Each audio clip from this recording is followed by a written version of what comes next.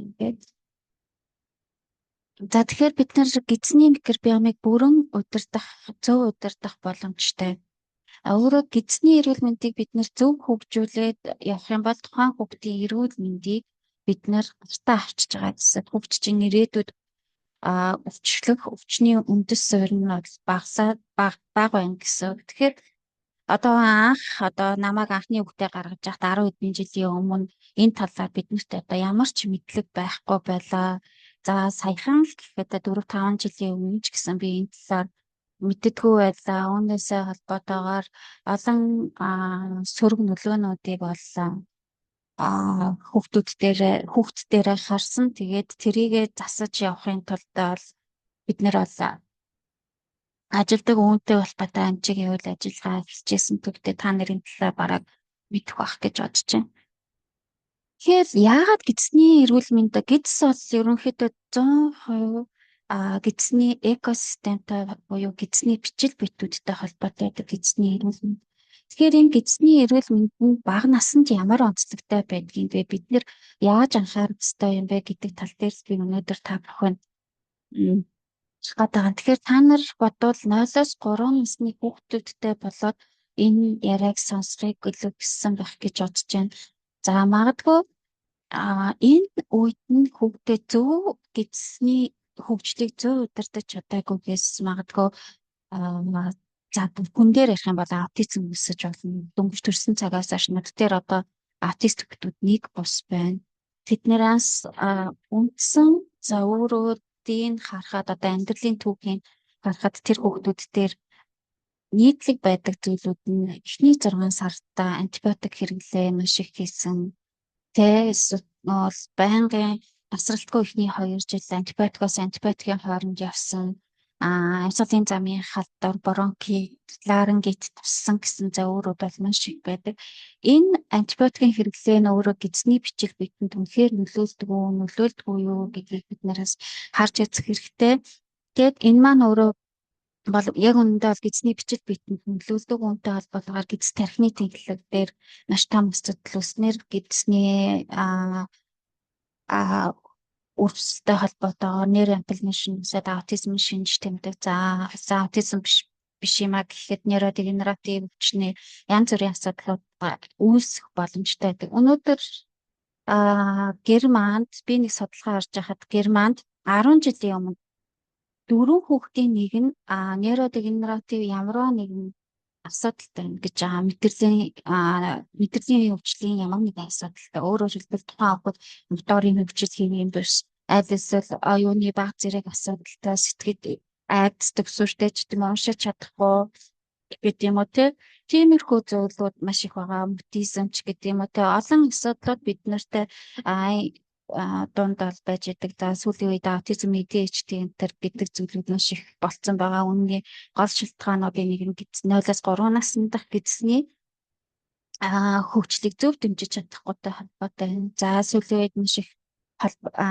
байгаад байгаа гидсний хүнсний үйл завцлууд байна. Үүнтэй холбоотойгоор IBS, IBD-нүүд маш их дэлгэрсэн байгаа. Та нар тэрийг мэдж байгаа энэ бүхэн маань бид нар юунаас эхэлж анхаарах ёстой юм бэ гэдэг дээр би та бүхэнд өнөөдөр мэдээлэл хүргэхийг зорин. Тэгээд өөрсдийнхөө гол хувь асуултуудаа чат хэсэгт бичээд явал би вебинарын дараа та бүхэнд ярих болно. За үндсэндээ би өнөөдөр юу ярихаар төлөвлөсөн бэ гэдгээ хэдүүлээ ярилцъя. За нэраа болон насанд хүрэгчдийн гидсний бичил битнүүдийн ялгаатай байдал.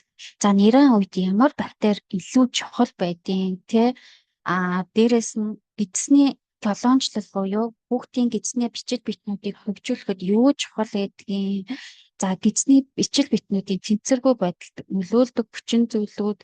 За гидсний бичил битэнд дархлаанд яаж нөлөөлдөг, бид юу хийж чадах вэ гэдэг зүйлүүдийг ерөнхийдөө ярих нэ. Тэгэхээр бид нэр эхлээд гидсний бичил битнийг ярихаас өмнө гидсний бичил битэн буюу эрүүл гидсний бичил битэн гэж юу юм бэ гэдэг тал дээр бид нэр илүү анхаарах хэрэгтэй болдог. Тэгэхээр эрүүл микробиом гэж юу вэ? Та нарын хувьд эрүүл микробиом гэж юу юм?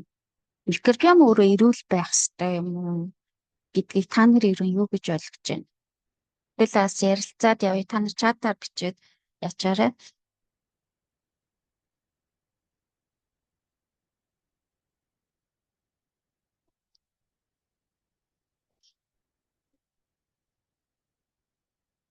За тэгэхээр эрүүл fikir бям гэдэг ойлголт бид нэр гидсний экосистемыг эрүүл тэнцвэртэй байлгах ёстойг хэлж байгаа.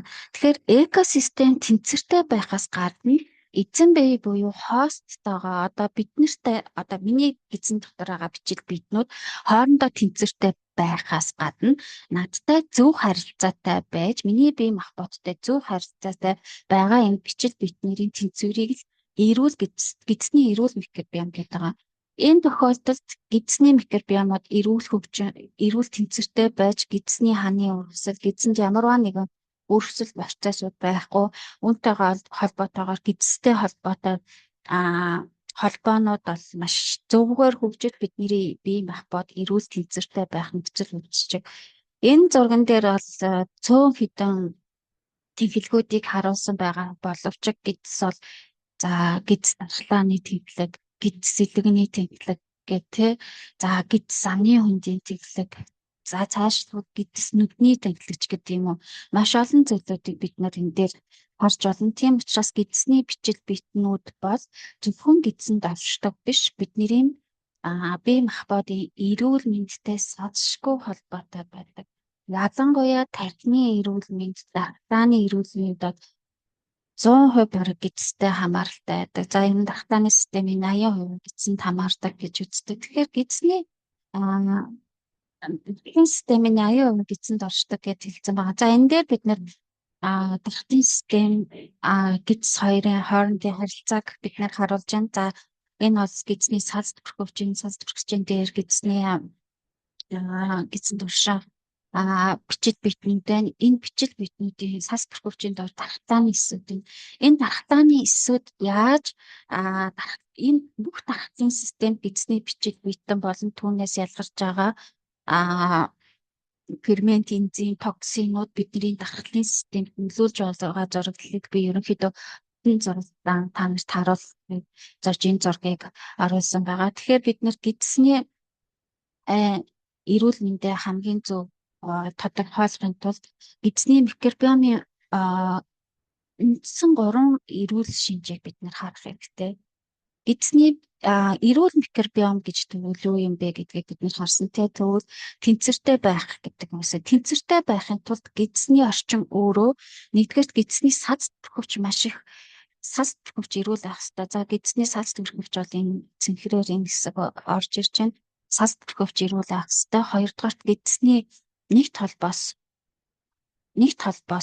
бүрэн бүтэн байх хэрэгтэй. Одоо энэ дээр бүрэн бүтэн байна те. Энэ дээр алдчихсан. За энэ дээр сас бүрхөвчүүд бол ерөөс маш их хэмжээгээр гимтсэн байгаа. Аргацсан хүн дээр за энэ дээр нэгт холбоосоо алдагдсан үнэтэй холбоотойгоор янз бүрийн эмгэг төрөмлөгч бактери, үрсийн бодисууд энэ юунууд маань өөрөө цэсний ус руу орж байгааг харж байгаа. Тэгэхээр бид нар энэ эрүүл нэгт холбоос маань тэнцвэртэй байх. Дээрээс нь гидсний бактериуд маань хоорондоо тэнцвэртэй байж бидний бактери өөрөө эрүүл орших нөхцөл бүрддэг гэсэн үг. Тийм учраас бид нар нэгдүгээр цас бүрхөвчөө хамгаалах хэрэгтэй байна. Хоёрдугаарт нэгт холбоосыг хамгаалах хэрэгтэй байна. Гуравдугаарт бактерийг тэнцвэртэй байлгах гэсэн. Тэгэхээр бактери тэнцвэртэй байна гэдэг маань нера болон насанд хүрэгчдэд бол эрс ялгаатай байдаг л та. Би энэ дээрээс бид нар энэ ялгаатай байдлаас нь дүгнээд бид нар бүтгэгний шинжилгээнүүд дээр анализ хийхэд онцлогоон дээр зөв буруу зөв онцлох боломжуудыг бид нар гаргаж өгдөг гэсэн. Тэгэхээр хүүхдийн гидсний сац анханасаа төрөхдөө ямар байсан юм бэ гэдгийг бид нар мэдэх хэрэгтэй. Хүүхдийн гидсний микробиомод анх хүүхэд төрөхдөө ямар байд юм бэ гэдгийг мэдэх хэрэгтэй болдог. Тэгэхээр бид нар үнэлгээ болгоомоо насанд хүрсэн хүүхэд, нера хүүхэд, бага насны хүүхэд, за ер нь наснасаа хамаараад ерөнхийдөө гидсний микробиомын үнэлгээ маань янз бүрээр яж байдаг. Тэгэхээр бид нар насанд хүрсэн хүмүүстээр хамгийн анх үнэл эхний үнэлдэг зүйлүүд маань гидсний олон талт байдлыг хардаг. Одоо манай дээр бүтээгний шинжилгээ өгж байгаа хүмүүстэй бид нэр харахтаа гидсний олон талт байдлуудыг хардаг. Энэ олон талт байдал маань хэр байгааг бид нэр үздэг бол нэраа хүүхдэд бид нэр олон талт байдлыг хардаггүй. Нэраа хүүхдэд бид нэр гол үндсэн бактериудыг хардаг байгаа. За хоёрдугаарт бид нэр бактерийг эмгэг төрүүлэгч бактериуд байна уу гэдгийг үздэг. Тэ оппортунист бактериуд байна уу гэдгийг хардаг. Уул нь бол гидсний микробиом эрүүл байгаа тохиолдолд оппортунистууд бол эрүүл ашигтай бичил битнүүдийн хяналтанд ор байж ах хэвээр. Хэрвээ ашигтай бичил битнүүдийн тоо алдагдсан тохиолдолд оппортунистууд бол эзэмснээр ерөнхийдөө бидний гидсэнд бол дисбиозын шинжүүдийг үүсгдэг тийм. Тэгвэл хүүхдэд энэ оппортунистууд байх нь хэвээ нүү гэдэг зүйлийг бид нэр үнэлэх хэрэгтэй байдаг. Яагаад гэхээр хүүхдийн бичил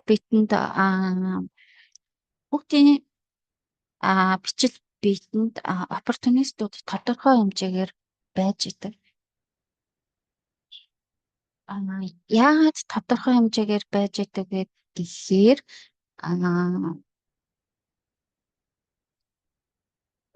одоо жишээ нь амтан хүүхдүүдээ амтан төлөө одоо жулцгаа байгальтай насан зохицуулахын тулд тий өөрөө хоолоо олж идэхийн тулд анд сургадаг тий.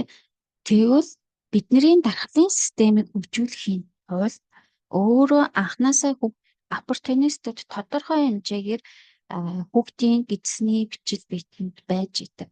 Түрүүнд би хэлсэн дархлын системээ 80% гидсэнд хөгждөг. Энэ дархлын эсүүдийг хөгжүүлэхийн тулд гидсний сац төлөвч гидсэн дотор байгаа оппортунистууд хүүхдийн гидсэнд тодорхой хэмжээнд насанд хүрчийн хэмжээнээс жоохон илүү байж энэ дархлын системийг хөгжүүлдэг гэсэн. Тийм учраас нэраа болон насанд хүрчдийн дундах оппортунистуудын үнэлгээ цэцэнгүү өөр үнэлэгдсэн. Дараагийн нэг зүйл нь сая бид нэр ярьсан эрүүл микробиомын үндсэн 3 шинжтэй гидсний нэгт холбоосууд ордог гэж. Тэгвэл гидсний нэгт холбоосыг насанд хүргэж болон хүүхдтэр үнэлэхдээ бид нэр бас ялгаатайгаар нэг хүүхэд болон насанд хүрчдэг. Яагаад гэхээр хэрэгцээ насанд хүргчдэд бид нэр эзний нэгт холбоос алдагдсан байгааг үндсэн бид нэр 4 маркераар үнэлж байгаа шүү дээ. ACGA, Calprotectin, Alpha Antitrypsin, цонолын нар бид нэр үзчихэж байгаа. Хүүхдэд энэ хэрвээ нэраа хүүхдэд энэ байх юм бол бид нэр ямар хэмжээнд их байх нь асуудалтай вэ? Ямар хэмжээнд бага байх нь асуудалтай вэ гэдгийг үнэлдэг. Яагаад гэвэл хүүхдийн гидсний нэгт холбоос анханасаа хөгжөөгүй байж идэг. Энэ маань орно явцын дунд хөгжих ёстой. Ялангуяа хүүхдийн эхний 22-7 хоногт нь энэ нэгт холбоос ерөнхийдөө хөгжиж дууссан байх ёстой байдаг. 22-7 хоногоос энэ хөгжил ерөнхийдөө алдагдал энэ мэдлийн ноцтой болж ирнэ. 22-7 хоногоос өмнө нэгт холбоосыг хөгжих хөгжлийг дэмжиж өгөөгүй сураг нөлөө үзүүлэх юм бол гидсний ханы өвсөл анханасаа өсөд байдаг. Тийм учраас бид нэр энийг маш сайн анхаарч үнэлэх хэрэгтэй болдог. Тэгэхээр хүүхэд анханасаа төрөхдөө гидсний бичил битэнтэй гидсэн бичил битэнтэй төрдөг үү гэдэг асуудал байгаа. Зарим судалгаанууд дээр харж байхад хүүхдийн ихсэд эхийн ихсэд амны хөндөд байрлах байдаг микробиомын генийн мэдээлэл байна гэж хардаг. Хүүхэд анханасаа ихэд хүүхдийн хамгийн анхны бичил битнийг авах зам бол ерөөсөө хөгждөг. Тэгэхээр бичил битнийг хүүхдийн бичил битнүүдийг хөгжүүлэхийн эхний зам бол ерөөсөө хөгж зам байдаг учраас ээж өөрөө эрүүл бичил битэнтэй байх мөн тренинг зам өөрөө эрүүл аюултай байх болж байгаа микробиомын тэнцвэртэй хастай. Тийм учраас би нөгөө жирэмсэн ээжнэртэй төлхөөсөө өмнөхний 3 сар амнибиотикийг санал болгоод идэв шүү дээ тий. Тэгэхээр энэ маань өөрөө гидсний өтрээний зөвхөн гидсэн байгаа бичил битнүүдийг тэнцвэртэй байлгаа биш. өдрийн бичиг биднүүдийг тэнцвэртэй болгох ялангуяа өдрийн толгойтой мөөгөнцрийн ийг дарангуулдаг тухайн пробиотик илүү үр дүнтэй учраас тэр пробиотикийг санал болгодог байсан. За тэгэхээр энэ төрөх замч бол. Гэхдээ бид нэр төрөх замыг зөвхөн юугаар явахгүй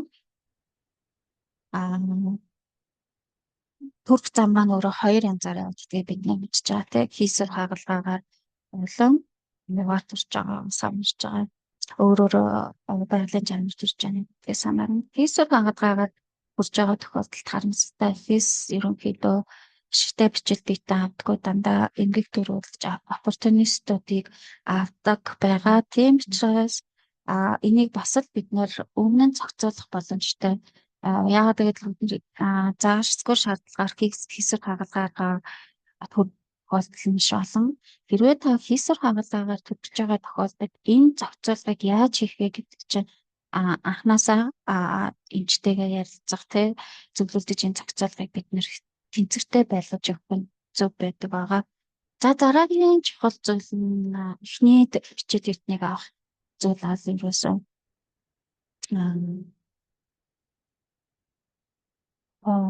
ургийн хөгжилтэй холбоотой буюу ураг хугацаанд төрсөн хугацаанаас өмнө төрснөдтэй холбоотой байдаг. Хэрвээ дут хэлтэй төрснээрээ бол эзний бичил биетний хөгжил асар уруугаар явагддаг. За ихэвчлэн оппортунистууд буюу эмгэг төрүүлэгч бактериуд яг авдаг. Энэ нь өөрөө бас асуудлуудыг үүсгэдэг байгаа. Тийм учраас бид нэр энэ явцыг харах хэрэгтэй болно. За төрсний дараа бол мэдээж амьдралын орчин, гэр бүлийн орчин, за ээжийн хооллолт, эхийн сүв, хүүхэд яаж хооллож байна гэх зүйлүүд бол маш чухал байдаг. Тэгээд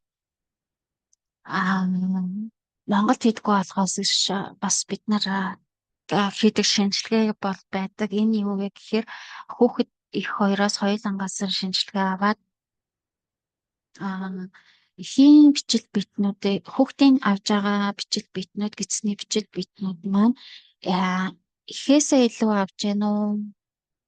Хүрээлэн буй орчноосоо илүү авж гэнэ үү гэдгийг үнэлдэг. Ерөн хийх үнэлгээгээр хүүхэд бол хүүхдийн авж байгаа бичил биетнүүд бол эхийн бичил биетнтэй салшгүй холбоотой байдаг. Бараг 90% нэгээс адаг хүрээлэн буй орчноос авж байгаа маш бага учраас ээжийн өөрийнх нь бичил биетэн маш чухал байдаг.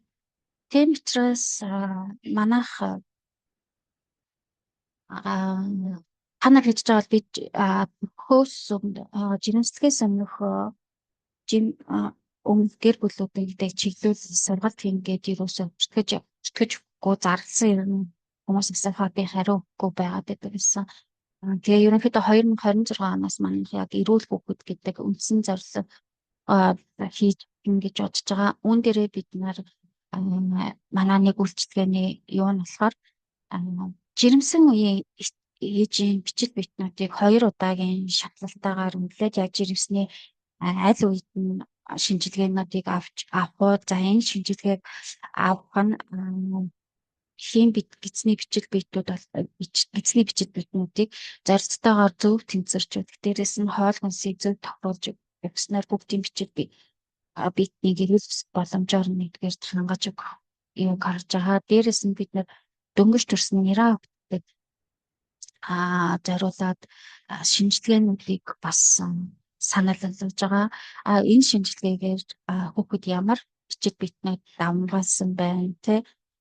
За хүүхдийн бичил биетний өсөх нөхцөл бүрдэж гэнэ үү гэдгийг яг бодитоор шинжилгээ ухааны баталгаан сурсан шинжилгээнд дээр үндэслээд бас зөвлөгөө боломжуудыг сонгож байгаа. Тэгэхээр 2026 оноос энэ үйл ажиллагааны бас хийх болно. Тэгэхээр төрөх гэсний дараах ч юм бол маш чухал байдаг. Тэгэхээр энэ дээр хүүхдийн хооллолт маш чухал юм байна. Нэрэн хооллолт. За энэ нэрэн хооллолт яагаад чухал нөлөөтэй юм бэ гэхээр за нэгдүгээр хүүхэд хуурай суу буюу энэ чи юу гэдэг хэлээ. хүүхдийн нэмэлт сүү те хүүхдийн нэмэлт суу ууж байна уу эхийн сүгээр хооллож байна гэж чухал. Эхийн сүнд нэг чухал зүйл байдаг нь эхийн сүний олигосахарид гэдэг зүйл байдаг. Эхийн сүний олигосахарид бол бараг эхийн сүнд бол 200 төрлийн олигосахарид байдаг. Энэ олигосахарид маань өөрөө гидсэнд ороод задардаггүй харин гидсэнд байгаа бактерийг хоололдог нэг ясандаа пребиотик бөгөөд энэ бактери энүүгээр хоололж задаж би хоол боловсруулах энзимүүдийг үүсгэж лактоз галактоз эдрийг задлах нөхцөл нь бүрддэг юм байгаа.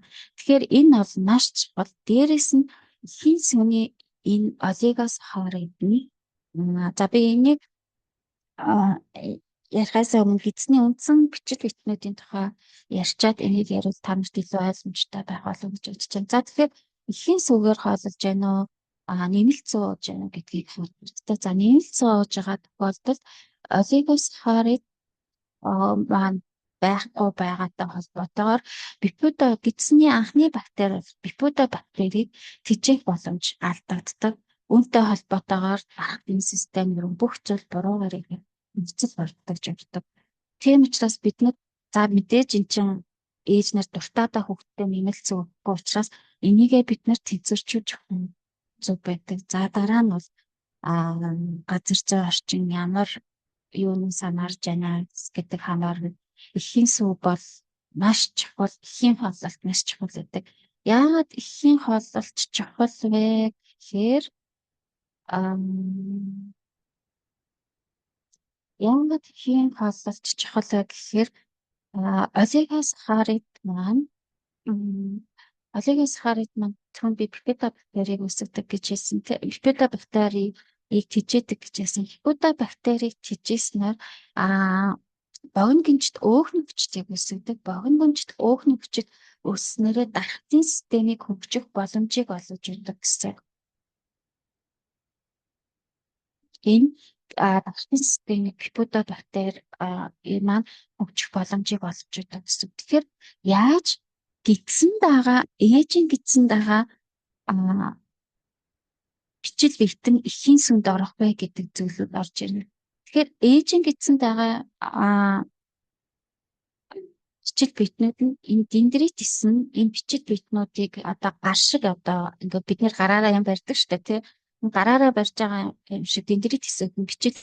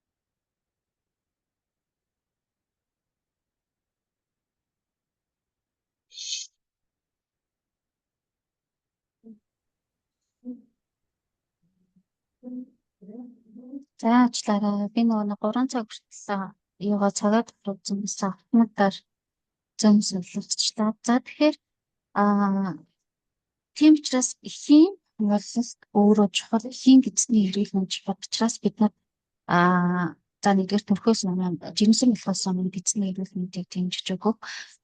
Аль эсвэл хэрэг жирэмсэн болцоо ээж нэрт авах юм бол бид нар жирэмсний үндэсэд 2 удаа өтөний шинжилгээ аваад эзний бичил биднүүдийг тэнцвэржүүлэх тал дээр зөвлөхөө тийм боломжуудыг 2026 оноос зэд нээж өгч байгаа. Тэгээд шинжилгээнүүдийг бол Америк лабораторид явуулаад тэндээс нь хавааллалт шин төвчүүлүүдийг бид яаж хийсэн зөвлөлтийг гарч ирнэ. За тэгэхээр хүүхдийн гэсний бичил битнүүд дээр одоо бид нэр эхийн насан туршидтэй насан турш хүмүүстээр үндсэн бид нар 3 интерактивыг бинээд хийдэг бол хүүхдийн гэсэндээ бид нар ерөөсөө гол 2 тоглогчийг харж өгдөг. Дээрээс нь үндсэндээ холбогддог ерөнхийдөө 7 төрлийн бичил битнүүдийг ерөнхийдөө үнэлж харах боломжтой байдаг. Гэтэ хамгийн том тоглогч нь бол ерөөсөө пипуда бактери юм байна.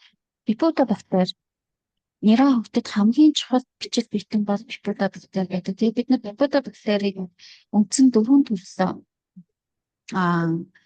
төрлийн пипуда бактери байгаа. Тэгээд тэр 4 төрлийн пипуда бактерийг бид нар байна уу үгүй юу лабораторийн шинжилгээгээр үзээд хэрвээ байхгүй байх юм бол аль төрөл нь байхгүй байгаагаас нь хамаарна гэсэн. Тэгэхээр пипуда бактери төрөлдөг.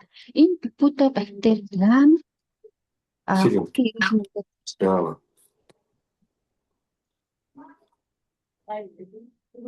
хүүхдийн эрүүл мэндэд ямар чухал нөлөөтэй вэ гэхээр ерөөсөө энэ бактери нь дархлын системийг дэмжиж өгч өгдөг. Дараагийн бичил битнүүдийг өсөх боломжийг өгдөг. Хүүхэд 6 сар хүрээд бор хоолнд орж эхэлдэг тийм. Бор хоолнд орж ирэхэд дараагийн бичил битнүүдийг хөгжих боломжийг олгож өгөн. Дээрээс нь оппортунист бактериудыг авраахгүй байх боломжийг энэ пипуда бактери хангаж өгч өгдөг. Хэрвээ хүүхдийн ниран дэлгэсэнд анхнаасаа пипуда бактери үүсээгүй пипуда бактери дутагдaltaй байгаа тохиолдолд нөгөө антибиотик эмчилгээ нөгөө орчдын хорт бодис за цааш бол вакциныг нөлөөж гисэн энэ асуудлыг үүсгэдэг. Хүмүүс ярьдаг шүү дээ. За би ерөнхийдөө аутизм руу халих гээд байдсан шүү. Уучлаарай. Одоо тэгээд яагаад гэхээр аутизмтай хүүхдүүд дээр эцэг эхчүүдэд маш олон зүйлүүдийг адилхан вакцин хийгдсэн ирнэ. Зарим хүүхдүүд аутизмгүй, зарим хүүхдүүд аутизмтай байгаад байна шүү дээ. Тэгэхээр вакцин аутизмд нөлөөлдөг гэж ярьдаг. Вакцин аутизмд хүргэж байгаа нөлөөлөх хүчин зүйл тухайн хүүхдийн нийтгийн нөхцөлөд тухайн хүүхдийн энэ гидсний бичил битнүүдийн тэнцвэртэй байдалтай салшгүй болдог. Тэгэхээр энэ пипуда бактерийн төвчл өөрөө байхгүй байгаа тохиолдолд вакцинаас орж ирж байгаа гадны хорт бодисууд, гадны нэмэлт бодисууд маань өөрөө эзний тэнцвэргүй байдлыг өдөөж өгөх хүчин зүйл үүсгэдэг. Тэгэхээр энэ хүчин зүйл үүссэнд эзний тэнцвэргүй байдал үүсэж байгаа тохиолдолд хүүхдэд дараагийн ашигтай бичил битнүүд нөхчих боломж олгодог. Одоо манайд шинжилгээ өгж байгаа аутист хүүхдүүдийн 98% пипуда бактери маш бага иждэг. Энэ бактери ерөнхийдөө жоохон бага насанд ороод ирэхээр илүү өөр гүйцэтгэдэг явдаг байгаа. Тэгэхээр энэ пипуда бактерийг дэмжих холбоотой дархлаан чиглэл үүсдэг. Хоёрдугаар үе түрүүнд ярьсан. Эхийн сүнээс авч байгаа олигосахаридаар хооллож богино гинжил өөхний хүчлийг үүсгэснээр вакцинс дэмжиж өгдөг. Богино гинжил өөхний хүчил маш хэрвээ энэ ацетат парпенат та нар мэдчихэж байгаа колестерол машин за бас л нөгөө аутизмтай холбоотой ярих гэдэг. Богино гинжил өөхний хүчил маань өөрөө тэнцвэргүй болох юм бол нэгдүгээр бүдүүн цэцний эргүүл өсөх боломж алдагдана. Хоёрдугаар тэнд маш их хэмжээний токсин ялгарч байдаг. Токсин гэдэг нь хорт бодисууд. Энэ хорт бодисууд маань зүгээр нэг хортбокс биш тархинд маш их нөлөөтэй хортбокс байдаг. За нөгөө нэг гиз тархины тэхэлгээр энэ зам бол маш том эргэлдэх зам. Гиз тархины тэхэлгээр хэрвээ энэ нэг толбоос алдагдсан байх юм бол аутист хүүхдийн угаасаа тархины хөгжил бүрэн явагдаагүй байж идэг, бүрэн гүйцэж явагдаагүй байж идэг, гэлиалсын хөгжил бүрэн явагдаагүй байж идэг, тархины хориг бүрэн хөгжөөгүй байж идэг. Нөгөө хорт бодисууд чөлөөтэй тархины эс рүү хөгжил бүтэж байдаг. Ийм учраас эцсийн нираа хүүхдийн эцсний гипода бактерийг тэнцвэртэй байлгах нь маш чухал байдаг. Тэгэхээр гипода бактери танаа хүүхдэд хөгжиж байна хөгжөөгүй яагаад бидний шинжилгээгээр харж чинь энэ шинжилгээнд дээрээс хараад гипода бактерийн хөгжил ямар байгаа гэхээс дараагийн нираа хүүхдэд гол тоглогч бактериуд байдаг. Энэ нь болохоор оппортунистуудыг төлөөлөг энтеробактери байдаг. Энэ энтеробактери маань яадаг вэ гэхээр би түрүүнд хэлсэнтэй амтны төлөө ан сургамжтай адилхан энэ энгэл төрөлсөж оппортунист бактериуд маань тодорхой хэмжээнд байж тархины эсийг ажиллахад сургаж өгдөг гэсэн. Тэгжээс тархины эсүүд маань идэвхтэй ажиллаж хэрхэн бактери вирусыг таних, бактери вирус эсрэг ямар цитокин ялгарах, ТБ эсийг яаж хөгжүүлэхийг энэ бактери маань хангаж өгдөг. Тэгэхээр энэ хоёр бактери маань өөрөө хүүхдийн гидсний орчинд тэнцвэртэй зөв байж биднэр хаах боломжтой болж ирж байгаа. Тэгэхээр хүүхдийн хөтгөний тест, нираа хөтгөний тестийг ер нь хизээ өгөх нь чухал вэ гэдэг зүйлүүд гарч ирнэ тий. Тэгэхээр өнөөдөр функционал амгаах зөвхөн шалтгаан зориулсан эмчилгээ хийдэггүй. Функционал тестүүдийн тусламжтайгаар өвчнөөс урьдчилан сэргийлэх боломжийг олгож өгдөг. За тэгээд би сая нираа бичил битэн бол бичил эдний хөгжүүлэхэд нэгдүгээр жирэмсэн үеэмс чухал юм байна. Жирэмслэхээс өмнө мэдээж чухал тий. Турсны дараах чухал. За тэгвэл хүүхэд турсан бол эхний нэг сард өтгөний тестийг заавал үзэх хэрэгтэй. Энэ өтгөний тестээр гипода бактерийн хэмжээ ямар байгааг харах хэрэгтэй. Олигосахаридын хэмжээ ямар байгааг харах хэрэгтэй. Оппортунист бактериудын хэмжээ ямар байгааг харах хэрэгтэй.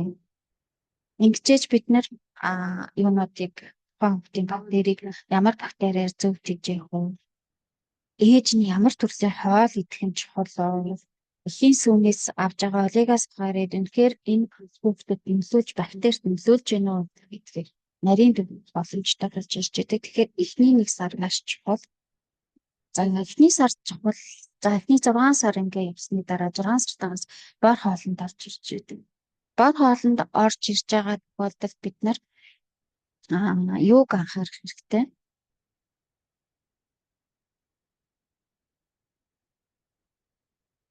Гидсний бичид битнүүдийн өсөлтүүдийг харна гэсэн. Энэ үед бид нар дахиад хөтгөний шинжилгээ авах шаардлагатай болдог. Энэ шинжилгээгээр энэ хүүхдийн бичид битнүүд тэнцвэртэйгээр өсөж байна гэдгийг бид нар харж байна. Хэрвээ тэнцвэртэйгээр хангаж өгөхгүй бол ямар төрлийн хоолыг бодох вэ? Амин шимт хичээлүүдийг харах уу гэдгийг хэрэгтэй. За гипода бактери дээр би түрүүнд ярьж байгаа дуртайг өнгөрсөн байна.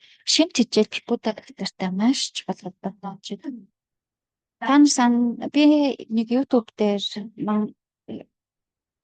ерөнхийдөө нийтлэг хүүхдүүдэд одоо цэсний шинжилгээгээр нийтлэг хүүхдүүдэд анзаарч байгаа зүйл бол юу харагдаж байгаа гэвэл төмөрийн дутагдал асуудалтай цус багталж байна.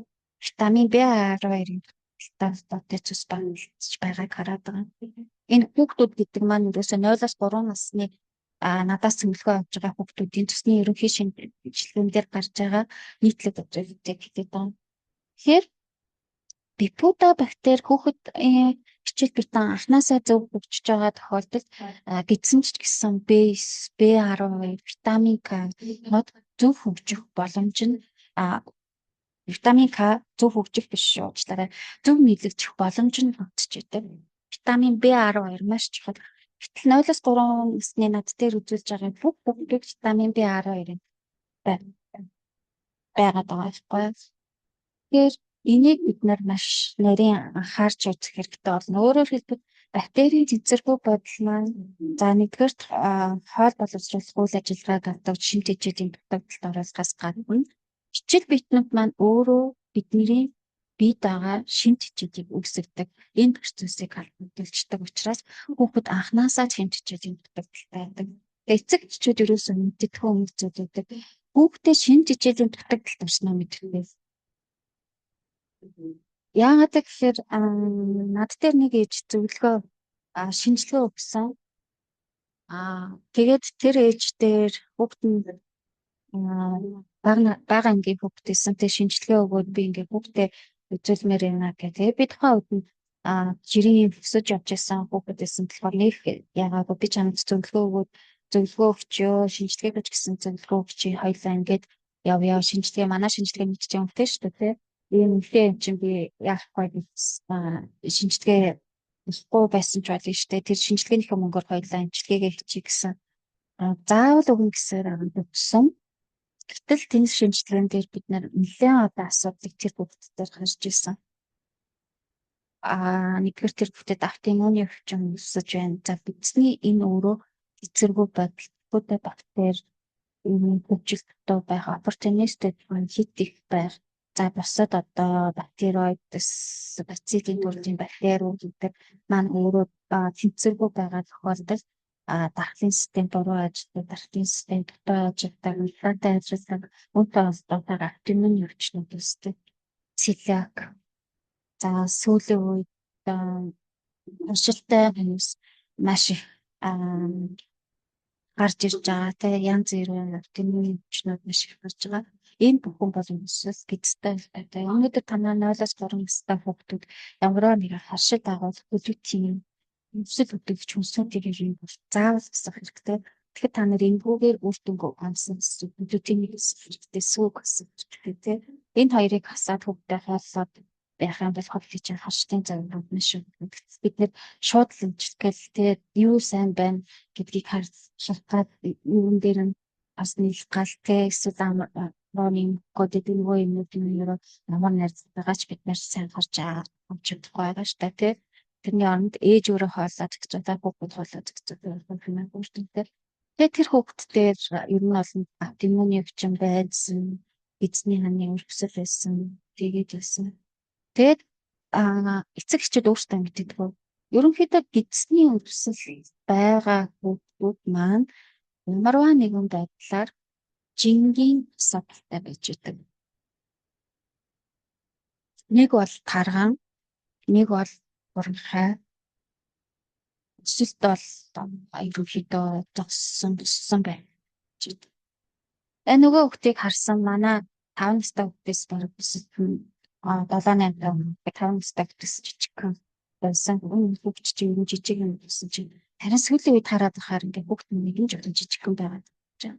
Ялангуяа нарийн гинсний өрсөлдөлтэй хүүхдүүд ерөнхийдөө маш байгаа ч гэдэг. Ягаад гэвэл нарийн гинсний шийдвэрлэлийг процесс нь боловчдаг, процессын процесс нь боловчсан гэж байна.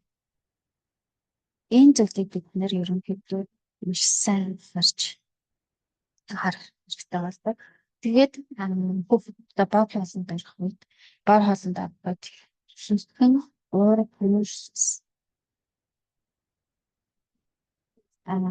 өөх тосыг зөв зохицуулж бичиж витаминыг тэнцвэртэй байлгахад гардаг. Түрүүнд би хэлсэн сурвалжийн бичиж витаминыг литературыг нэлэхээр 3 төрлөөс гэдэг. Тэгээд монголчуудын банд ерөнхийдөө нэг төрлөл давмгаалцсан байж байдаг. Энийг ерөөсөө бид нар байлгахгүй багтал хаадаг. Стероид, спирмикүцийн харьцаа эдрийг ерөнхийдөө тэнцвэртэй байлгах хамж болдог. Энэний тулд ерөөсөө зорилттой ерөөсөө зөв шинжилгээг аваад энэ шинжилгээнд дээрээс онцтой төвдгийн бичиг витаминыг анхаарах хэрэгтэй. Тэгэд Германд хэсэг бүлэг эмчнэр хүүхдийн эмчнэр нийлээд та нар зарим нь хэрвээ манай функционал хамгаалах өрөвдөдөг бол мэдэх бах те эмчнэр нийлээд нэлээд олон жилийн судалгаагаар бактериа бол хүүхдүүдэд маш чухал ниран хөгжлийн бактери ниран хөгжилд маш чухал дээрээс нь олигосфлагид маш чухал учраас энэний хосолсон ниран пробиотик нөлөөлж гаргаж ирсэн Тэр пробиотик судалгаан дээрээс хэдэн жилийн судалгаан дээрээс хүүхдийн бичил битнүүдийг тэнцвэржүүлж өгч байгааг харсан судалгаануудаа хүртэл практик үйлдвэрлэлээс сайтай байсан. Тэр бактери бичил битнүүдийг өнгөрсөн жил би хүмүүст санал болгож хэлсэн. Гэхдээ яг манайхаас тийм витамин авдаг хүн бол ер нь бол тийм их байдаггүй юм. Би тоотой хідэн ээж нар авсан.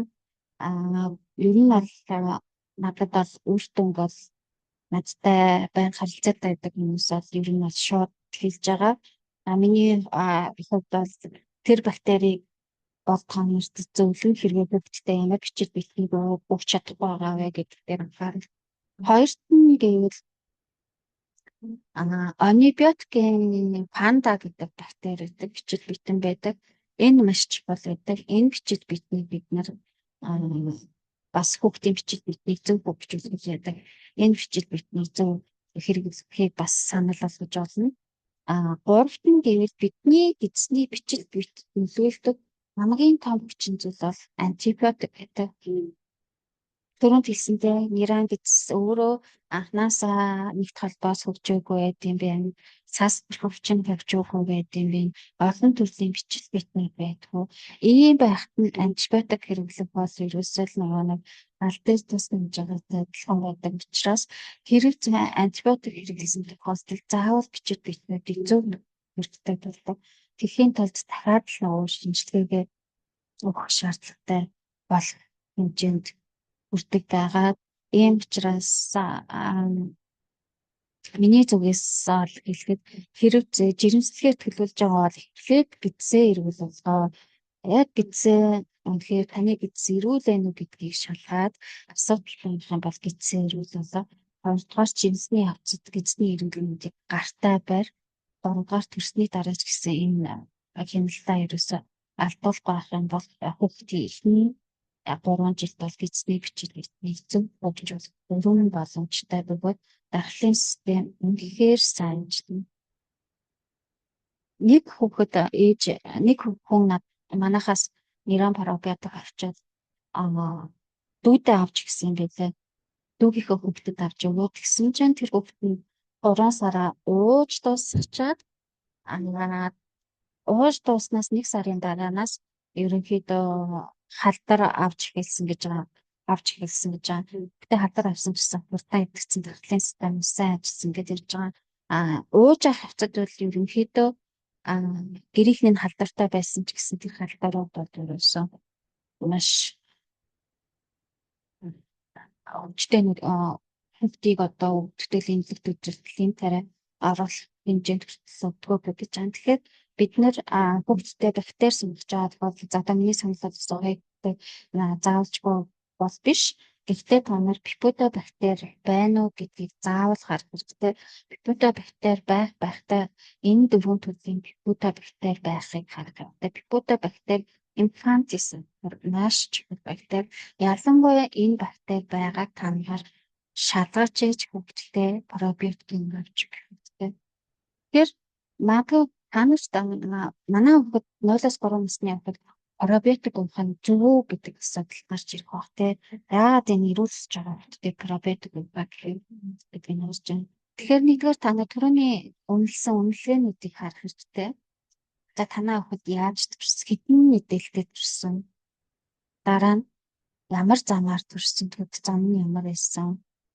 За өнөөдрийг хүртэл ямарваа нэгэн гидсний бичил үйлдэлд нөлөөлөх ийм антибиотик хэрэглэсэн үү гэдгийг харах хэрэгтэй. Дээрээс нь ээжийн хооллолт ямар байсан, ээж өөрөө гидсний асуудалтай байсгээ шалгах хэрэгтэй. Хүүхдийн хооллолт ямар байна гэдгээ хараад энэ дээрээс дүгнээд ямар хэрэг эрсдэл байгааг та нар харж байгаа шүү дээ. Тэр ерөнхийдөө намайг ярьж байхад танд хүндээ бодож байгаа. Тэгэхээр энэ эрсдэл байгаа бол заавалжгүй пробиотикийг тодорхой хугацаанд уух хэрэгтэй болно. Хамгийн зөв болох юм бол ерөөсөө шинжилгээг хараад энэ шинжилгээнд дээрээс энэ зөвхөн нэг хэсэг байгаа. Бид нэр шинжилгээг 6-7 төрлөөр шинжилгээг хүүхдийн витамин шинжилгээг, нейротикийн шинжилгээг, үнэлгээ тэмдгийн зөвлөгөөнүүдийг өгч явдаг байгаа.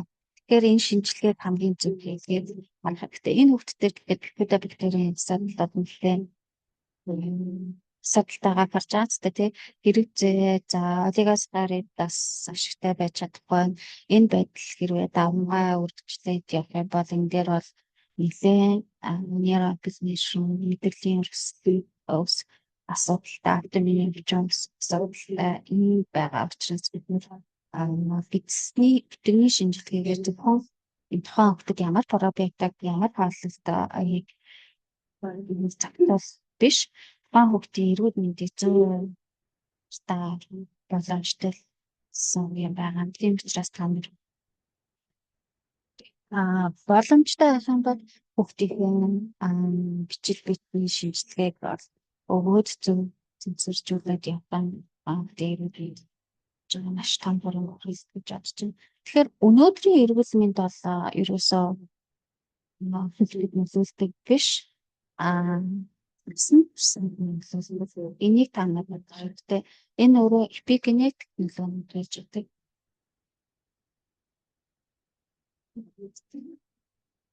Тэгэхээр одоо манайх сая би нөгөө ярьсан жирэмсэн ер нь бол миний гол зорилго бол эрүүл хүүхдийг яаж бий болгох гэдэг зарчим дээр ерөнхийдөө ажиллахыг хичээдэг. Бид нэр хүүхдүүд маань эрүүл байж ээж эрүүл ухамсартай хүүхэд байх юм бол зорилготой, сэтгэл зүйн хувьд доктортой, анаа мэдхийн хувьд өндөр чадвартай, ухамсартай, ачаал даах чадвартай ийм хүүхдүүд гарч ирнэ те. Ингэж гарч ирсэн тохиолдолд улс орон хөгжинэ гэж ерөнхийдөө боддог. Тэгэхээр өнөөдрийн энэ хүүхдийн эрүүл мэндийн асуудал ерөөсөө насан туршийн эрүүл мэнд гэж хэлдэг.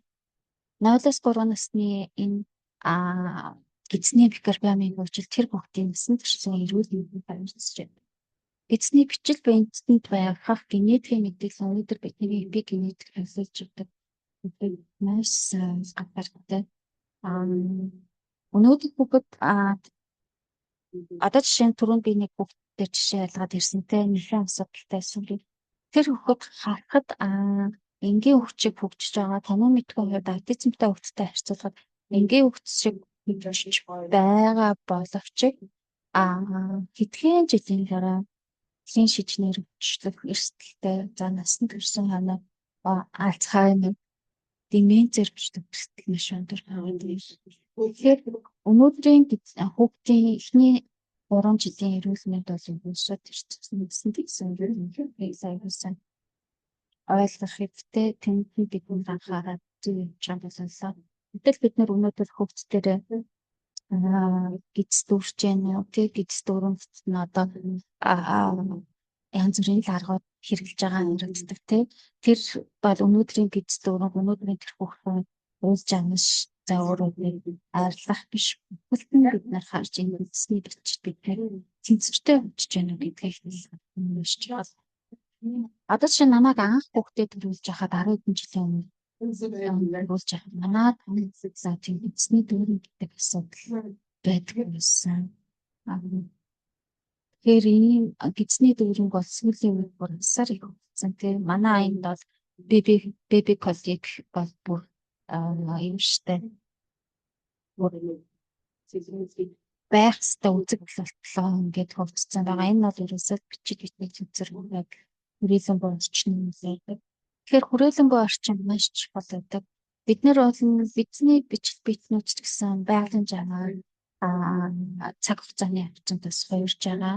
Өмнө нь бид нэр их чөлөөтэй байж идэг гэсэн бол бид нар одоо баригдмал цаг хугацааны баригдмал орон зайны хувьд баригдмал ийм байдалтай болсон байгаа. Эсвэл гараа чөлөөтэй бүгд баг хуучин бол чөлөөтэй гараад бүгд чөлөөтэй байгальтайгаа ойрхон байдаг гэсэн бол одоо ерөөсөө өрөө хүмүүстээ тэ бүх зүйл нь үйлдвэрийн байцсан зөвлөд хэрэгжилж байгаа учраас энэ гидсний бичвэрийн ялан тест байдаг. Гидсний зөв боломжуудыг алдаг хэлцээд учраас энэ бүхнийг аль байгальтайгаа тэнцвэржүүлж гэж үзэж байна.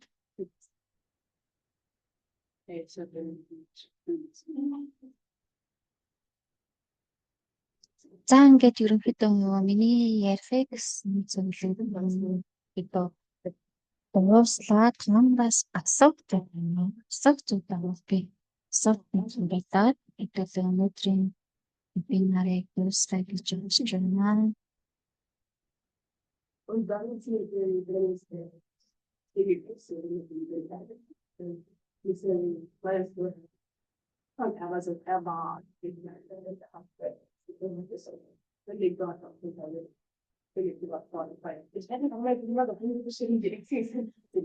Бүгдд нь орой минь төргий. Нэг юм асуух гэсэн. Манай охин айгүй их хашилтай 100 бол ургамлын хашилтай. Тэгээд манго янз янзын жимсний хашил бас айгүй их байдаг байхгүй юу? Энэ тэгэхээр ерөөсө гидсний ил асуудалтай л байна гэсэн үг байна тий.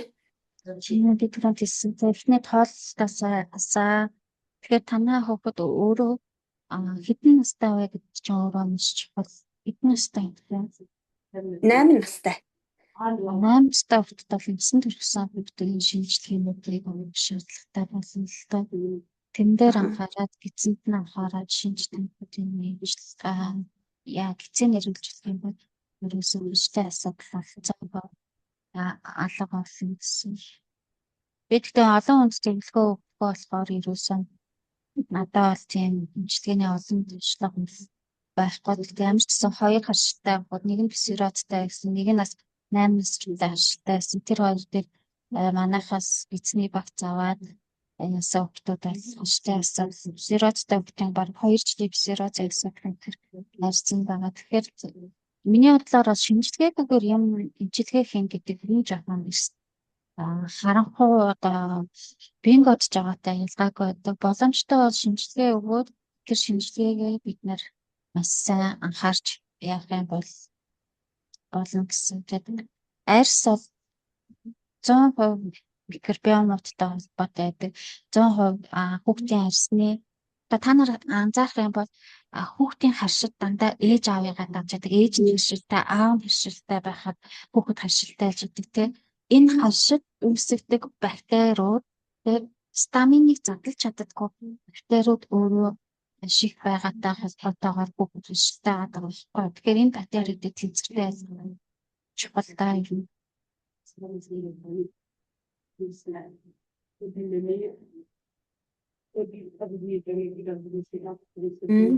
Манай охин жоохон бахта айгүй их чоноо хөрөстдөг байсан. Тэгээд бараг 6 сар курс имчилгээ хийлгээд тэгээд чоноо хөрөснө гайгүй болоод тэгээд үргэлжлүүлээд бараг ургамлын хашилт болсон. Одоо тэгээд нөгөө арчилтан зориулаад айгүй олон нэмэлтүүд дуудаг байхгүй юу?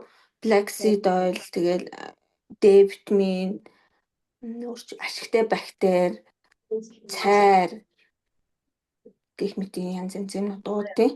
Тэгээд тэднийг ууж ахтаа бол гайгүй. Тэгээд ууж исэн ч 100 болонгууд шууд хашилтдаг. Дахар дээр очивол жоохон байцнаа гутал ургамлынхаа харшлын бүр амар хөдлөгдөндөг. Эцсийн оны ахаг өрсөл байна. Нэгдүгээрт эцсийн оны ахаг өрсөл байна. Хоёрдугаарт юм бол амиг төрүүлэгч бактериуд нэлээд их байгаа. Flaxseed oil бол ганцаараа амиг төрүүлэгч бактерид бол нөлөөлж чадахгүй. Тэрийг тусгаж чадахгүй гэсэн. Тэгэхээр ямар амиг төрүүлэгч бактериуд гидсэнд байна вэ гэдгээс нь хамаарат антибактериал имчилгээ заавалж хийх шаардлагатай гэсэн. Тэгжээч юм. Болон хэдэн настай байна? Нос төрөний ярьдаг ургамлын хашилтай гэдэг 8 настай. Зөв. Тийм. Тэгэхээр тэрийг л юу юм гэсэн. Тэнцвэржүүлж өгнө гэсэн. Тэгээ миний бодлоор ингээд төрүүлж бактериудаас нэг бус байна л гэж бодож байна. Тэгээд нэрээ түрүүнд би яасан шинжилгээнд дээрээс бид нар давхар тэр нейрон шинжилгээнд дээрээс харахад түүний шинжилгээ бол нас болгон дээр өөр түүний шинжилгээнүүдийг санал болгож байгаа гэсэн. Нейрон хөвгдөд те 0-1 насны хүүхдүүд бол өөр 2-оос дээш насны хүүхдүүд юм За 8-аас дээш насны хүүхдүүд үлдсэн төрөгчдөд уншиж гэдэг. Тэгээ энэ байдлаар гарч байгаа. Тэгэхээр бид нэр хүүхдүүдийн антибиотик төсвөртэй чанарыг ч гэсэн утгын шинжилгээгээр гардаг. Энэ антибиотик төсвөртэй чанар маань нэр эзний бактеритай холбоотой байж байгаа учраас тэр бактериудыг бид нэр цэцэржүүлж хэрэгтэй гэдэг. Гэтэл одоо та нар харах юм бол жирийн амгсцын ерөнхийдөө хүүхдүүд бол юугүй болчиход байна шүү дээ тий.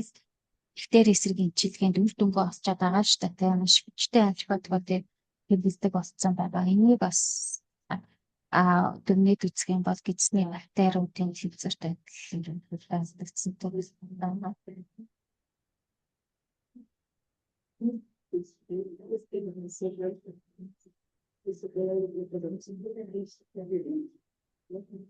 Би маш асуусан. Болсон бүгдээр хэлсэн. За манай ач 7 сартай л да. Одоо яг бор хоолнд орж байгаа юм. Гэхдээ элдв үсний ямар нэгэн зөвөр байхгүй л дээ. Аав ээжийн хуулийн хашилтай байсан. Тэгэхээр зэрэг ерөн зөв урьдчилаад ерөн зөв одоо хаамгалж юм өгснөөс шинжилгээ өгөөд явбал илүү л үр дүнтэй байх гэдэг юм л да тийм ээ.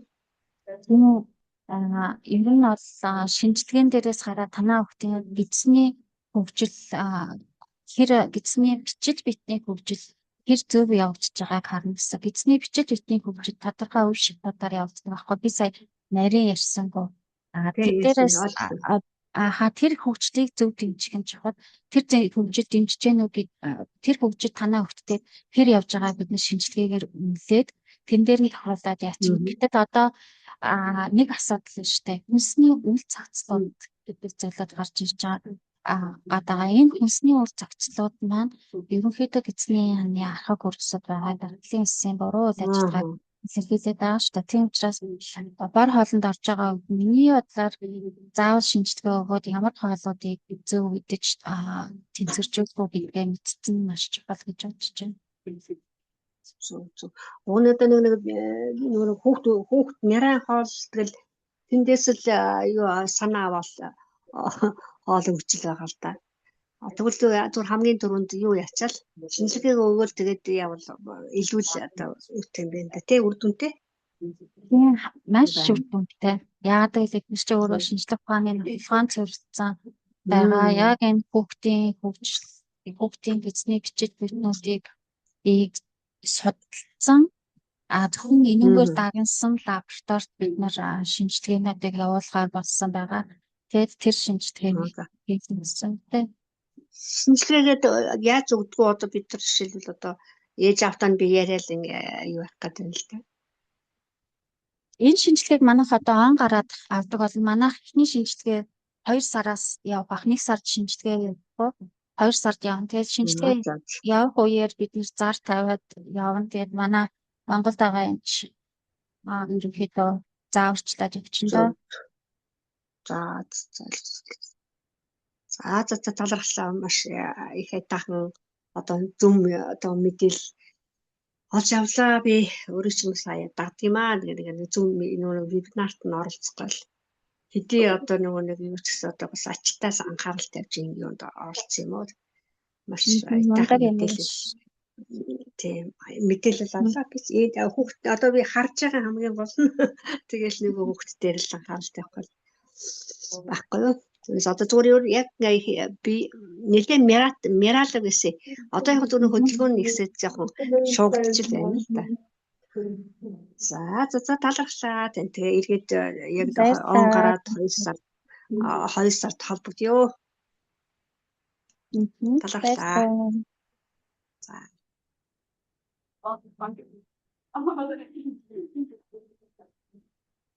За энэ 3 чат ирсэн бай. Би энэ 3 чатыг хараад таны бичсэн байна. Тараг өгөөд дэмжихүү гэсэн байна. Тараг бол Википедиа маш өнөртэй байдаг. Гэхдээ тарган дээр нэг зүйлээ байдаг. Хоолыг өөрөө яаж боловсруулах вэ гэдэг нь маш чухал байдаг. Википедиа тарганд үүсэхдээ үндсэндээ бид нэр бактерийн штамтай тарганы хөрөнгө байсан ч гэсэн багада 24 цаг тараг хийж өөрөө гэтэл хүмүүс ерөнхийдөө 6-8 цаг таргийг ирдэ штэ тий. Энэ тохиолдолд хангалттай бибидээр үүсэж яана гэх юм бас эргэлзээтэй миний хувьд. Тийм учраас тараг маань өөрөө зөв юу яах вэ? Багада 24 цаг үржээж хүний илүү зөв. Тэгэхээр нэгт тийм байна. Хоёрт гэх юм бол сүүлийн үед маш олон хүмүүс лактозыг задлж чаддаг болсон байгаа. Тэгэхээр лактоз задлж чадчихэв үү, чадахгүй байна уу гэдэг чинь одоо бидний бүтэний шинжилгээгээр гаргаад ирнэ. Тийм чадамж байхгүй байх юм бол өөрөө бас лактоз хэдий задарсан ч гэсэн жоохон эрсдэл 24 цаг гэсэн тарган дээр бол лактозын агуулмж маш бага боловч эрсдэл гэж харж байна. Тэгэхээр тэрийг харах хэрэгтэй. Тэг сүү өөрөө ямар ч болоо гэлтэй хүнсний ипосрууд маань өөрөө ч бодчихс тэрийг хараад тэнцвэрч байсан. Тэний бодлоор ингийн сүү их зүгээр байж олно. Ямааны сүүний тараг байж олно. Тэгээд Монгол зүгээр нэг гарч ирсэн нөө цэнхэр сүүнүүд идэв штэ тий. Тэр сүүнүүд тийм тэднэрээр бас дэмжиж байна. Аль бол хүний гараа заагүй үйлдвэрийн аргаар боловсроос хүмүүсийг бүгд юу сумж заавал өөрсдөө гар аргаар гэсэн авсан ч гэсэн тийм гар аргаар гэсэн юмнуудыг одоо 7 сартай хөвгт чинь юу тараг бүрээд одоо нөгөө бүрээд шүүгээд өгвөл их лейтайхан болоод идэг л да. Би ч өөрөө тараг бүрээл яа тийм. Гэхдээ одоо 7 сартай хөвгтөд өгөөд болох юм шүү дээ тийм. Тийм багаар хэрэгтэй. Тийм багаар. Тийм. Илүү таргаа бүрчээд шүүгээд тэгээд эргээгээд нөгөө болсон юуаар шүүгээр зураад эзэрлүүлээ. Тэгээ нөгөө хараа таргаа бүрээд одоо нэг энэ одоо тэр нөгөө ашигтай бактери гэж байгаа тэрийг ингээд заримдаа тэр тарганд нь одоо хийж бүрх хэрэг зөв байдаг юм уу буруу байдаг юм.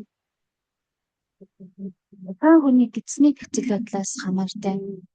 Одоо дисбиозтай байна уу, дисбиозгүй байна уу? За тухайн пробиотикийг авч чадахгүй байна уу гэдгийг сонирч нэрээ октод бол амьж шаардлагатай. Бага насны хүүхдэд тий бол шаардлагагүй гэж хэлж байна. Түүний оронд та пробиотик за ашигтай таргаараа та ашигтай бактерийг авч ийн гэж штэ хүүхдтэй. Тэрийг авч байгаад ашигтай бактери өсөх нөхцлүүд сайн хэрэгтэй. Пробиотик их агуулсан хүмүүсийг хэрэглэх тий. Дээрээс нь юу яах вэ? Төсний харьцаа тэнцвэртэй байлгаж өгнө. Ялангуяа одоо шар тусаагаад тэ шар тусыг хоолно гэсэн хэрэглэж байна. Тэгээ тиймэрхүү зүйлүүд харна бас болсон доо. Тэгээ өглөө оройны хоолнод маш чухал. Зүгээр ингээ хараад хахаар ясны шүлэн дээр бол чухал байж орж ирж байгаа. Өглөө оройн хоол маань нүүрсэс өг тосоо яаж тэнцвэртэй байлгах бол баланстай өгдөг. Тэгэхээр калори ч өөрөө хэдүүлээ. Тэрэн дээр хамаарал хоолны юунуудаа гаргах хэрэгтэй тийм. Жороо гаргаад тэнцвэр хэрэгжүүлэх юм бол болно гэж бодож байна. Манайх бол уулын хүүхдтэй глютенийг анханасаа өгдөг байсан. Ер нь бид нэр өөрсдөө гурилын нэгтгэхэд амар хэрэгтэй. За гурилны тийм хамааралтай хүүхэд болохгүй, чихэрний хамааралтай болохгүй гэдэг үүднээс анханасаа өгдөггүй л байсан. Гэтэл тэгэл юунад гарч ирж байгаа, асуудлууд гарч ирж байгаа учраас аливаа зүйл ерөнхийдөө бол яг нотлогоон сурлаа шинжилгээ өгвөл явдаг байх юм бол илүү зүгээр. Танд асуудал байна уу гэдгийг чинь нэгдүгээр зорчиж штэ тий. Эдгээр тэр дохоо өгч танд эрсдэл байна гэдгийг харна. Эрүүл хөгжиж гэнэ үү гэдгийг харж байгаа учраас тэр нь ер нь илүү чухал юм шиг санагдсан. Түүнтэй холбоотой хаалт завчаад юм. Зөвхөн юм шиг санагдсан. Тэгээ ялангуяа антибиотик хэрэглэсэн юм тий. энийг мэдсэн харагдаа. Антибиотик хэрэглэсэн тохиолдолд мөөгөнцөр гэдэг зүйл гидсний хамт өсөж байгаа. Мөөгөнцөр маань өөрөө маш аюултай байдаг. Яагаад гэвэл мөөгөнцөр хүнд металлыг хооллож идэг. Бид нэр хоол бус эдийн торноос хүнд металлыг авдаг. Нөгөө хүнд металл чинь мөөгөнцөр задагчдаг. Мөөгөнцөр маань биеэс гардаг. Таны хоргож бол сайн байсан ч гэсэн биеэс гардаг. Тэгэхээр хүнд металлын хаг хордлого өөрөө үүснээрээ бидний детоксын замуудыг алдагдуулдаг ч гэдэг юм уу те. Ерөн функционал ангаах гоо бол энэ тал дээр нь илүү харж явдаг л та. Одоо ч өнөө 7 сар хүртлээ овоо нэг ханид манай төрийг үлдэхлээ. Нөгөө нэг ээж нь нэг цэцэд ягаад гэдэг антибиотик уудаас нэг тэр чинь антибиотик мэдээж сүүгээрээ дамжуулах хэрэглээ төлөвлөгөө. Тийм учраас юу яах хэрэгтэй тэр үгч гэсэн хүүхдээ сайн хооллох хэрэгтэй гэсэн. Уг хоол гэнэ пробиотикийн гэсэн битобактери даамгаас нэрэн пробиотикуудыг сайн хэрэгтэй гэсэн тийм. Би одоо Монголд зарж байгаа нэрэн пробиотик ямар пробиотикийг мэдэхгүй байна.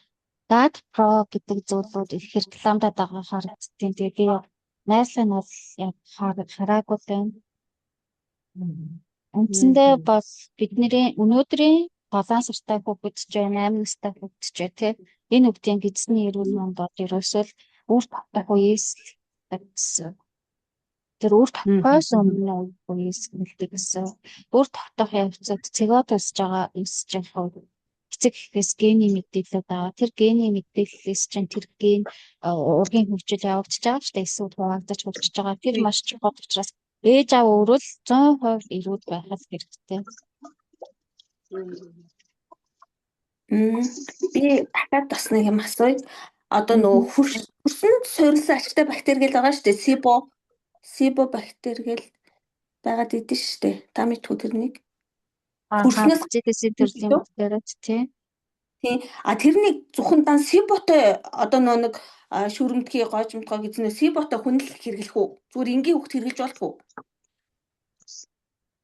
Энгийн хөвгт хэрэглэхэд бас жоохон асуудалтай. Энгийн хөвгт жирэмсэн хүн хэрэглэхэд ер нь жоохон айгүй сайн төрлөختөөр тэр юунаас хамаардаг вэ гэхээр цитосын төрлийн бактери маань өөрөө холын нэг задлалтай. Фосфолипидийн холын нэг задлалтай. Тэгэхээр нера хүүхэд болон энгийн хүүхэд гэсэнтэй бага насны хүүхэд болон жирэмсэн хэрэг ацетосын төрлийн бактери нэмэлтээр болох юм бол холын нэг дутагдaltaй эрсдэл маш өндөр. Өөрөө эдгээр чинь өөрөө холын нэг дутагдaltaй байгаад байгаа шүү дээ. Холын нера хүүхэд холын хэмжээг байдаг жирэмсэн ээжнэрт холын нэг байж идэг. Нэмэлтээр заавал холын аваа гэдэг байгаа шүү дээ. Гэтэл ацетосын төрлийн бактерийг авах юм бол тэр асуудал жоохон нэмэгдэх талтай байдаг. Энгийн хүүхдээр одоо 8-аас дээш насны хүүхэд бол уухад бол асуудалгүй. Ер нь бол их буруу зүйл. Илүү хурдан сүний юунаас гаргаж авсан бактерийг одоо илүү хурдан бид бактерийн бактерийн диспозит тэнцвэргүй байдлыг цэнцэржүүлж өгдөг гэдгээрээ даваад байгаа шүү дээ.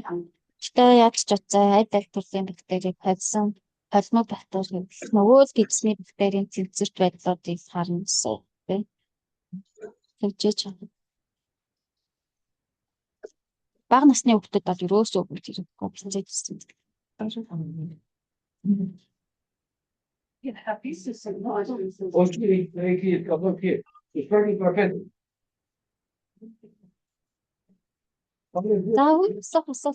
Сох асуултаа аваад гэдэг өндөрлөө гэж бодож байна. Тэгээд анхаарал тавьсан ээж нартаа имэйл баярлалаа. Тэгээд орой сайхан өдрүүд баяртай. За баярлалаа.